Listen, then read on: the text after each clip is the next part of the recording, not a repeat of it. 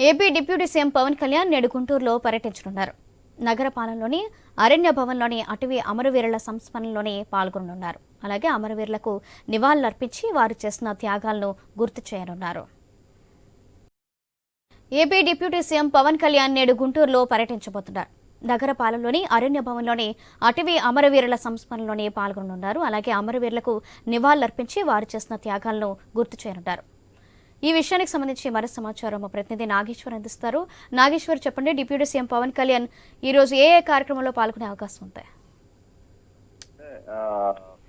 Deputy CM ఈ రోజు గుంటూరులో అయితే పర్యటించనున్నారు. గుంటూరు పట్టణంలో నగరంపాలెంలోని ఆర్యభవన్ లో అటవీ అమరవీరుల సంస్మరణ సభలో అయితే ఆయన పాల్గొంటారు. అయితే అటవీ అమరవీరుల సంస్మరణ సభలో అయితే ఆయన పాల్గొనే నేపథ్యంలో వాళ్ళకి ఏదైతే వేడుకలు చెప్పే విధంగానూ వాళ్ళ చిత్రపటాలకు కూడా విధానం తెలిసే విధంగానే ఉంటుంది. అయితే అటవీ అమరవీరులకు సంబంధించి ఆయన కొన్ని అంశాలు కూడా మాట్లాడే అవకాశం ఉన్నట్లుగా మనకు తెలుస్తుంది.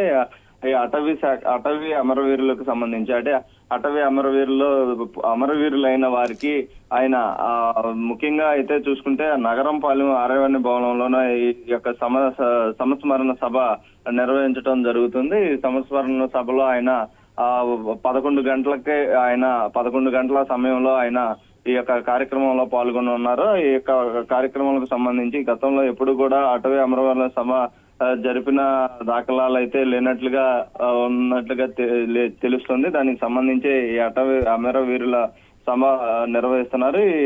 ఈ యొక్క అమరవీరుల సభకు సంబంధించి ముఖ్యంగా డిప్యూటీ సీఎం రాక ఒక గొప్ప విషయంగా అయితే అటవీ శాఖ సంబంధించిన వారైతే చెప్తున్న పరిస్థితి అయితే ఉంది. Thank you Nageswararao.